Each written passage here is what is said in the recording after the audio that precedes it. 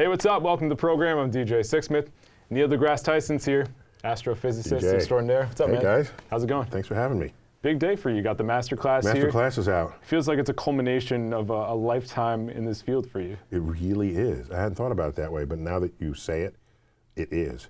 But it's a little weird that I'm standing right here. With your picture right there. Just hanging out. Yeah, why don't you mirror that shot right there? Yeah, it's the, what is wisdom if it's not just the essence, the digested essence of all that you've experienced, learned and experienced. And this MasterClass it's really wisdom that I have gleaned, not only in what it is to think like a scientist, but also to communicate something that might be complex or difficult, or to communicate with people that might be ossified in their views. And there's a whole section in this class about how to see if what kind of bias you might carry in your thinking. I think we all have a little bias. We all do, and so you expect that. We're human. So the real challenge is, are you self-aware of the bias? Some people are definitely not. Definitely not. They think they got the answer right down, center line down the street. So this class is an exploration of all the ways, all the wiring that you'd find in the brain of a scientist, and also for me, what methods, tools, and tactics I have accumulated over the decades, really. I guess I am that old. Over the decades to try to communicate in ways, by the way, communicate with different kinds of people in different settings, different ages, different backgrounds. And one of the highest compliments I can get is when I'm on a show, if it's a documentary or some TV news show or interview, and someone afterwards would say, "Oh, you're a natural there." I say, "Oh, okay." They think it's natural. There's a lot more work that goes into it. Oh, there's so much work that goes in that makes it look natural. So, yeah, so that's what this is about and why. And the time had come, I think. There's no end of videos of me out there. There's a lot of stuff out there. There's a lot of stuff out there. Yeah. And it's most of it, but the MasterClass is really what's under the hood. So when you look under the hood, like going all the way back to the beginning, I mean, you're somebody that's always questioning stuff. So where does that all begin? What does it look like for you as a kid? Oh, well, age 9 was a first visit to my local planetarium. Right, that's when you kind of fell in love with the whole thing. Yeah. Right? In fact, I don't think I had much say in the matter. It just happened. It was going to be a thing regardless. The universe chose me. That's how I think about it. And then by age 11, I had an answer for that annoying question that adults always ask children. What are you going to do when you grow up? Exactly. So by age 11, I said I'm going to be an astrophysicist. That pretty much shut them up. I mean, people must have been pretty flabbergasted. A little weird, and plus no one knew anybody who Aunt Matilda is that. No, nobody knew an aunt and uncle. There was no, if you wanted to become a lawyer, a doctor, Indian chief, whatever was the list of the day, there was some people, you knew somebody who you could talk to about it. So, but it's been that long, and I've been thinking about communicating it since I was just turned 15. It was the first public talk I ever gave when I was just turned 15. It was to adults at City College. What do you remember about that? Oh, everything. What kind of question is that? I mean, listen, Do you remember? Some people don't remember it at all, but you're the type of guy that remembers Well, everything. you remember, plus they paid me to give the talk. That was kind of weird. So how'd you get to be 15 and get paid for a talk? Well, because I knew I'm already 6 years in on my life's interest. So I had a telescope. I already knew all about black holes, the Big Bang. There was a comet headed around Earth at that time. In a few months hence at that time. What would have been a famous comet, but it turned out to be a dud for reasons that were interesting. It's interesting why it turned out to be a dud. Why was it a dud? Well, let me back up. It was thought to be, it's going to be like one of the brightest comets ever. And it was coming around just around Christmas time. Good timing. Christmas comet. It had all the marketing ready for it. The reason why we thought people who discovered it and people who analyzed it, thought it would be one of the brightest comets ever because it was discovered farther away in the solar system than any other comet had ever been discovered. So if it's that bright, that far away, by the time it gets close, it would be even brighter. That was the expectation. And what we learned in that apparition was that it was the comet didn't have much experience coming around the sun, and so it was very tightly packed. And the normal heat that would jostle free gases and particles and this sort of thing, it was ineffective or less effective at accomplishing this than it would be if the comet had more tenure in its journeys around the sun. But anyhow, I had some expertise in that, and somebody told somebody, and there was a class where they wanted to learn about it, and I was invited to talk to the class. Wow. And then they invited me back, so I did it twice. Then they gave me a $50 check. It was like, whoa. That must have been big at that point. That was like infinite. It was, first it was like, I made it, I'm here. It was zillion years ago, first of all. So that you get that, you know, just figure that out, just reverse value $50. This is from the early 70s, because that's how old I am. And plus I'm 15, you know, so that's basically an infinite amount of money. I felt uncomfortable about it. Why? Because I was just, thank you for asking, I was just talking about what I knew. It's like me asking you to describe what you're wearing today. But describe your favorite chair. Right. Describe your living room. Describe directions to your home. Here's $50. Well, you'd put in the That's time. what I felt it was. Yeah. And so it felt wrong to me at the time. Does it feel right now? I didn't give back the money. I'm just saying it still felt wrong. You got past that point. So when did it start to feel right then? It still doesn't. No? Yeah, it's still, nothing feels right.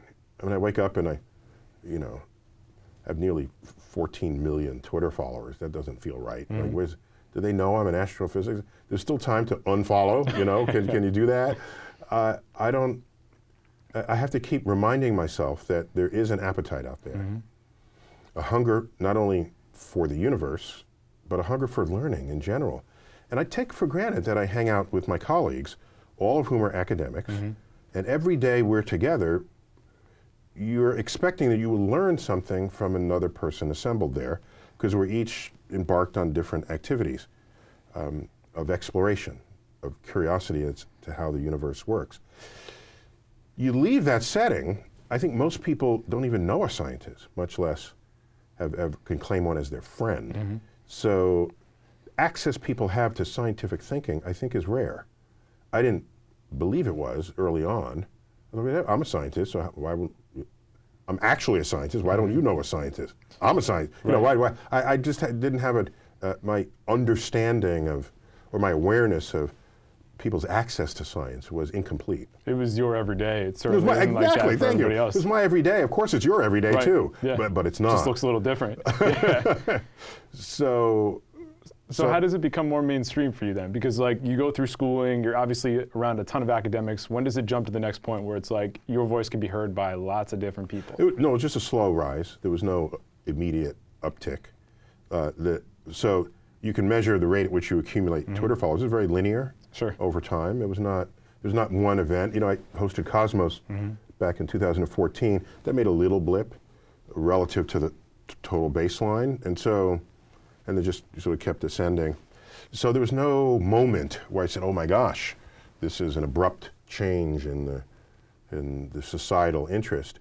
But what I also found is there are ways I can communicate it that might increase people's interest. So it's not relying on, are you going to meet me at the textbook? It's what can I extract from the textbook and then bring it to you. And make it interesting to digest. Exactly, that's a different exercise. And I've been doing a lot of that lately in books I've written. There's one book that became bestseller for like longer than any of us figured it would, at a very heavy season of political books. And the political books sort of were tidewaters moving in and out, and this was like a cork bobbing on those tidewaters. It would come in, make room for it, and then go back out. So that book was Astrophysics for People in a Hurry, which was my sort of curated, hand-picked content of what would be most mind-blowing and intriguing in the universe. And it's not a big book, right? You're in a hurry, so it's not a big book. It's quick. It's quick. It's a quick book, relatively quick.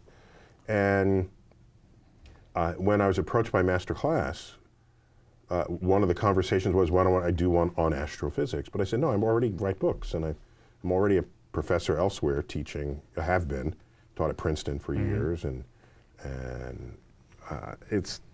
no, I don't need to put that online. It's not what but I thought there is something I do that no one really knows about, and that's what I do under the hood. That's the engine. The real stuff there. Yeah, it's when I'm communicating, what am I thinking? What am I invoking? What are the challenges in communicating that? Because I'm sure you have lots of different thoughts. The 100 challenges. So, how old are you? You know, what is your nationality? What is your life experience? You really think you have to tailor it like that to each person? You can't just you don't have to. Broadly across the spectrum? No, you don't have to. But if you do, you're more effective. So you can choose.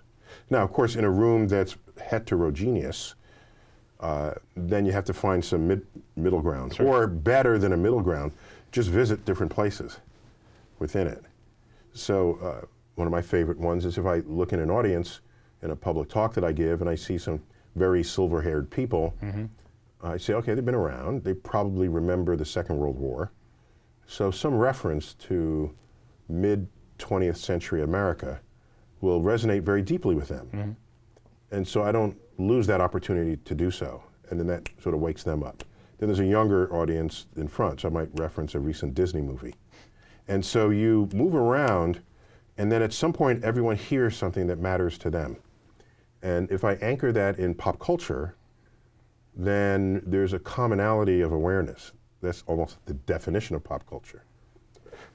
You know, you've heard of Beyonce, even if you've never bought any of her music. Sure. There's a canon of pop culture that I obligate myself to at least be mildly fluent in it. And I put those on what I think of as my utility belt. And when I'm in a conversation and I see who the person is or how they're thinking, what their brain wiring is, I will access that utility belt in ways that best serve my ability to communicate with minimal interference, the information I have versus the information they're capable of receiving. I gotcha. So let's talk about the planetarium, because when you came, it looked a lot different from what it is today. So how have things grown out, and what have been the keys to kind of building that out? Well, we're in our 20th year now, coming up on 2020. We opened to the public the new facility. There was the old Hayden Planetarium, where I was first introduced to the universe. Then the new Hayden Planetarium, which became the Rose Center for Earth and Space, named for Fred and Sandra Rose. He was on the board. He's a real estate person, wealthy, and there's a whole Rose family that is a real estate family, but very interested in cultural institutions and the offerings that the city has for people. So those who are local to New York City might notice that the Jazz Center, Jazz at Lincoln Center, that's a Rose building. That's another one that has his name. But the goal was to open up the universe into a place that makes it accessible to everyone, not just close it up into a planetarium dome. So the whole facility is a museum of the universe. So you were picked by the universe, but who were the people? I mean, that's what you were saying to me. But like, was it like? I don't say I was called. You were called by the universe. That's different than being picked. All right, so you were called by the universe. It's related, but I got you. Picked is like. So you're called by the universe at a young age. Who are the people at that time that you're reading that are informing you the most? Like, is it a lot of Carl Sagan? Like, who are you? No, I predate Carl Sagan. Okay. My interest predates Carl Sagan by. Well, so I first learned of Carl Sagan when he was on the nighttime talk shows, and he had some books before Cosmos. So I knew about him in high school, but my interest began in elementary school. So there's always an assumption that a person is made the difference in someone's life, and that's not always the case. Sure. Or let me say that differently. There's the assumption that a person you have met made a difference in your life. People can make a difference in your life even if you've never met them. They can make a difference by example. So well, of course I know my parents and I did meet them. That's good. They set examples for me just in terms of a sense of sort of morality, a sense of duty to help others in need. My father was active in the civil rights movement. My mother would later become a gerontologist in the service of the aging population. She would work for the feds, the Health and Human Services. Is that the name of the department? Yeah, Health and Human Services, to administer funds for nursing homes and old age centers. And so that was an important anchor for me, I think, just to, however afloat my head was in the sky, I had a foothold on Earth. And so that formed an important role model for me. Also, there were educators and scientists at the Hayden Planetarium when I took extra classes. You know, most institutions, you can visit them and there's this stuff they'll show you as a one-time visitor. But if you become a member, and then there are these evening lectures, there are special programs. So I took I attended evening lectures there and took classes in middle school. And most of them were for adults. So it was a little weird, just being there with all these grown-ups. Youngest person there, I'm yeah, sure. Totally the youngest person there. But when I think of what kind of educator I would be if I ever were to become one, I reference the educators I knew back then. There's one in particular, his name is Fred Hess. He was just brilliant. He had a way with words and humor and enthusiasm. And I said, if I'm ever an educator, I want to have that impact on people, I said to myself. Then there were scientists who had such a command of the universe, and they were just so breezy and easy to listen to. I said, if I'm ever a scientist, and I pull this thing through, I want to be able to communicate as they do. And so I assembled my role models a la carte in that sense. Gotcha. And so now when I go to my office, because I'm now director of the Hayden Planetarium, the institution that so influenced me over all those years, I feel a sense of duty. That whatever I do, decisions I make, programs I run, should have, ideally, no less of an impact on those who are coming through the doors than the scientists and educators in my youth who had an impact on me. Yeah, no doubt. So you mentioned, going under the hood, thinking critically about the universe. I feel like this year... Which is about knowledge, information, what is true, what is not true, not just the universe. But you're a lot of things benefit from scientific thinking. Absolutely. So I'm sure it's one thing to think critically about the universe. You had to do that about yourself this year, sexual misconduct allegations, and you were cleared of all that. But what was the toughest part of looking under the hood of yourself and just looking back in the past and thinking about the present as well? Well, we live in a time where you would hope we live in a time where there's due process, right? Without due process, there really is no civilization. If people can sort of just run around and accuse and that becomes what is true, then that's not civilization, that's something else. And we have an entire legal system, an entire system of investigations to explore anytime that happens. So I'm glad that system still works. I mean, that's all I can tell you there. There was a lot on the table that we picked up, and moving forward, Cosmos will be airing in March. March 9th, I think, is the scheduled premiere date. And Star Talk continues. And so, yeah, the universe still calls. Was that the toughest challenge you had to overcome, personally, professionally?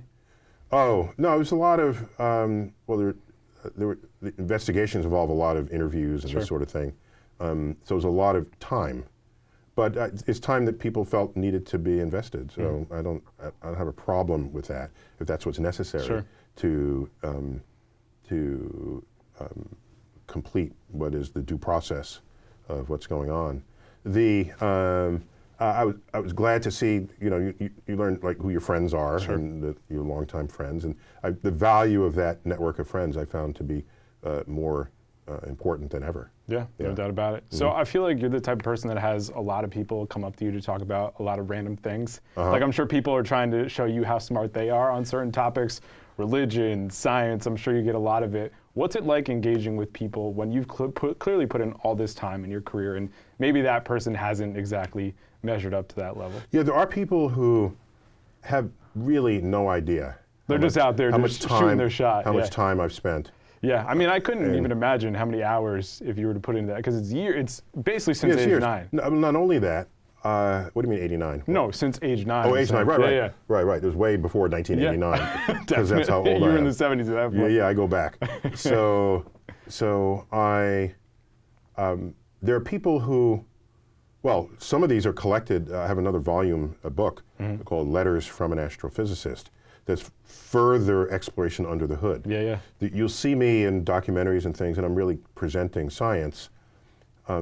What you surely didn't know was I was over the decades, actively involved in letter writing from people, total strangers, basically, who are asking me questions. Some are standard questions about the universe, and I have a staff that can field those. Others were more pointed and poignant questions about a person's life. And you mentioned a few topics, and about 10% of the letters are from people who are of a religious tradition that then found some conflict with what science is telling them, and they wanted to explore what that meant. So there's a letter there from a Jewish woman, a Muslim man, the Jewish woman is raising a son, a 10-year-old son who has autism, taking him to Hebrew school. Then one day he came back and he said he doesn't believe in God anymore and doesn't believe in Bible stories. They can't be true. She said, well, where did you learn this? And he said, Cosmos. So I was like, oh my God, this letter can't end well. So mom's going to be hitting up Neil real quick. Oh. Yep. So, so the mother wrote to me with this, she's curious. She said, can they coexist? What do you recommend I do with my son? You know, so these are people writing with very sincere challenges in life. And there's an implicit contract that if you're going to write and I'm going to reply, no, I'm not going to give you an encyclopedia answer. That's not the implicit contract if you sat down and took time to write me a letter. It's, I need to be sort of true to what science is and how and why it works, but compassionate to where the person is coming from. Does that mean standing where they are or doing some homework about how they're thinking or how their brain is wired?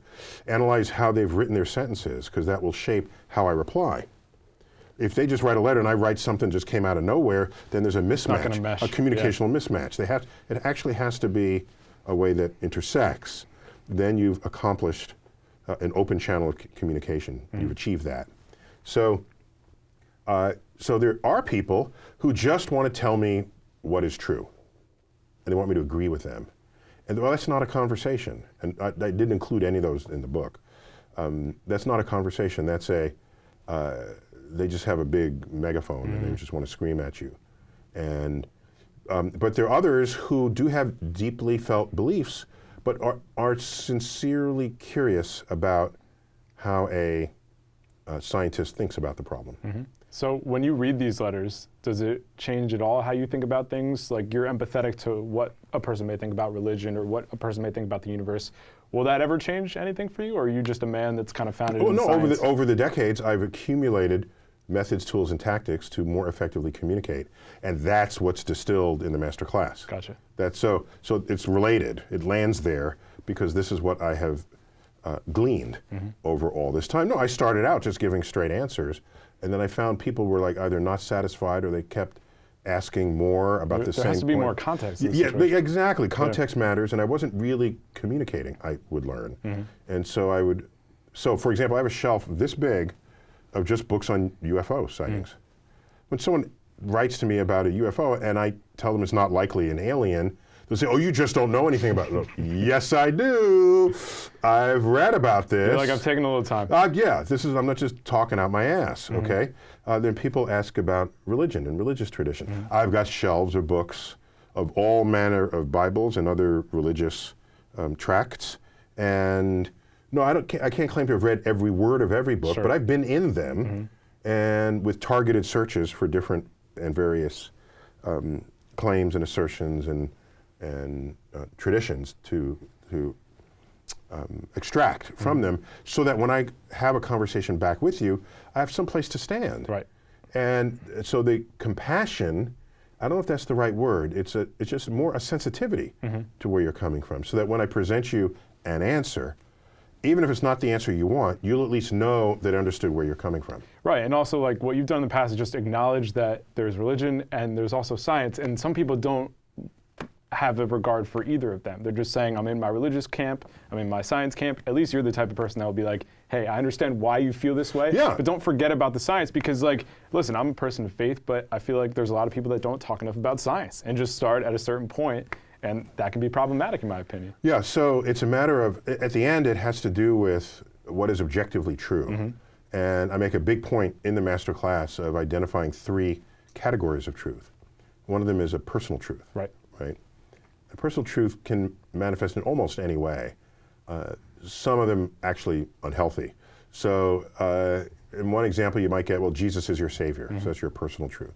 That doesn't harm anyone else, unless you require Jesus be other people's Savior. Sure. Well, if it's not, and then require that be true at the threat of force, well, that's a recipe for disaster in a pluralistic country where we have constitutionally protected free expression of religion. You can't force something on somebody. Correct. They got to come to it on But their it's own. nonetheless a personal truth. Other versions of that personal truth would be, you say, you are Aryan and you are the superior race. Well, you've just invented this personal truth for you. Actually, that also borders on political truth. Political truth is something that's repeated so often that it becomes true. Right, so is that number 2 in terms of That's truth? number 2, because you've heard it so often. Right. So if you're in Germany, it's 1930s, and you were just humiliated coming out of the First World War, and here's a leader who's saying nice things about you, and suddenly you start to believe something, so you start to believe you're it. way off the rails there. And it's an overcorrection from feeling low. It's now I feel so high, I'm so high that everyone else is below me. So that's a mixture of a personal and political truth that once again led to warfare, and then you get something, an objective truth. This is something that is true whether or not you believe in it, and it's the product of the investments of the methods and tools of science to decode the operations of nature. I gotcha. Yeah. Give me one thing that's piquing your interest right now these days. Like, what's something you're really focused on heading into 2020? Oh, there's tons of stuff. There is. Socioculturally, will we ever become good enough shepherds of our own civilization to not plant the seeds of our own extinction? I wonder about that often. Yeah, I mean, that's coming to a head right now. Right, in a and lot if of it does different happen, ways. all I can say is I failed. Yeah. I'll just, I failed. And of course I'm not alone on this landscape, but it makes me wonder, if none of us were on that landscape, what would it actually look like? Would it look much worse? Yeah, that's a scary thought. That's scary. Complete. Don't even want to hear it, right? It's already bad enough, right? Yeah, I don't even want to hear that. So, so there's that, and then there's. I'm intrigued by where science can take us. Big unanswered question is in astrophysics: what is dark matter and dark energy? And that seems to be a big what one was for you around guys. before the universe, before the Big Bang? Biologically, you can ask, how do you go from organic molecules to self-replicating life? That's still a mystery transition there. Happened in the early Earth without, Earth managed to do it. So we're just not clever enough yet. We've got top people in all of those frontiers. Right, but we haven't taken it to the next level yet. Yeah, and it might be a little scary. If you can create life, presumably initially it would be simple life, single-celled life. Well, single-celled life would, like bacteria and viruses and that sort of thing. That's, as is true for most scientific discoveries, there's someone out there who might think of weaponizing it. And so that's a danger. Yeah. So part of being good shepherds is maintaining a level of sort of moral compass. Is that the right word? Not moral. Want to make sure that when you make decisions or pass laws regarding new discoveries, that they would be invoked for the greater good of humanity, not for the lesser good. Not for selfish intentions there. Well, there are plenty. Well, a lot of selfish intentions leads to discoveries because you want to become rich. Sure. So you'll make some discoveries so that you become rich. That's selfish, but it's not a bad selfish. It's just a capitalist. It's what. It's the world that we're living in. Thank you. Yep. It's not. It just is. Yep. Right. It's just an is kind of truth. So yeah, it's not. You not only want to be wise about the discoveries. You want a. I know it's not morals. Ethical. Ethical. Gotcha. That's the word I was trying to reach for there. Yeah, we got to uphold the ethics. Yeah, and by the way, ethics can shift. The ethics of 100 years ago are different from today. And that's why we have to continue to question things. Correct. And not rest on our laurels. Correct. Yeah. All right, let's leave it right there. Neil, really nice to meet you. Excellent. Thanks. Thanks so for much. having Check this guys out. Check out his masterclass. You won't be disappointed. For Neil, I'm DJ. See you next time here on The Sit Down.